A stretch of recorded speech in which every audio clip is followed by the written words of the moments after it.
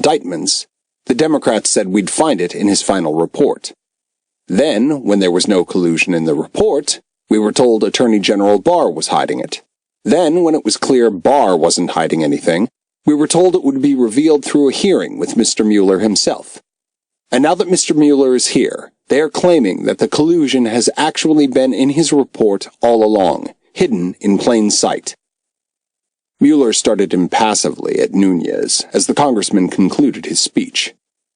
"It's time for the curtain to close on the Russia hoax," said Nunes. "The conspiracy theory is dead." Nunes spoke the truth for those with ears to hear it. It was the American voter who chose Trump, not Putin. The efforts to undermine Trump's candidacy, destroy his presidency, and criminalize political differences were also attacks on American institutions and the American public. No one had risked more to tell the truth than Nunes. His strange odyssey had started precisely 2 years before Mueller filed his final report. On March 22, 2017, Nunes was on his way to the White House to tell Trump about what he'd seen. The chairman of the House Permanent Select Committee on Intelligence, HPSCI, looked alarmed. What concerned him that afternoon wasn't a hostile action taken by foreign adversaries, terrorists, or the intelligence services of a rogue nation-state. Rather, it was something that American spies had done to Americans. Nunes had seen evidence of a plot against the president. Earlier in the month, the recently inaugurated Trump had written on Twitter that his predecessor had spied on him. "Just found out that Obama had my wires tapped in Trump Tower just before the victory." Trump's statements regularly touched off a firestorm. His opponents found cause to denounce his every utterance, even as the same words rallied his supporters. But this was different. He'd accused the President of the United States of spying on a political campaign. His. It was unthinkable.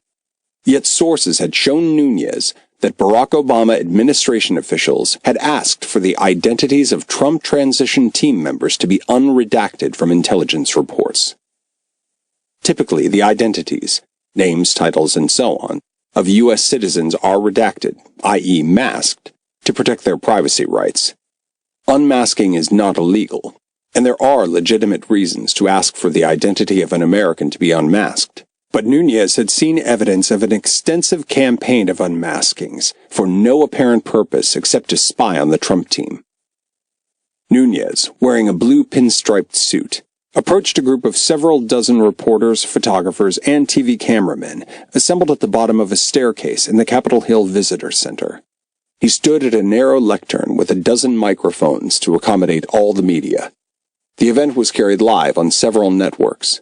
He unfolded a prepared statement and began. "While I said there was not a physical wiretap of Trump Tower, I was concerned that other surveillance activities were used against President Trump and his associates. First, I recently confirmed on numerous occasions the U.S. intelligence community incidentally collected information about U.S. citizens in the Trump transition. Details about U.S. persons associated with the incoming administration, details with little or no apparent foreign intelligence value, were widely disseminated in intelligence community reporting. I have confirmed that additional names of Trump transition team members were unmasked.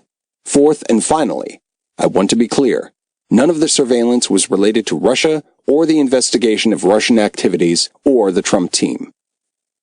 The Obama administration had unmasked the identities of Trump associates. The wide dissemination of information identifying them had increased the likelihood that it would be leaked to the media. Nunes had touched on the essence of what would eventually be understood as the political operation to destroy Trump. It began in the winter of 2015 to 2016.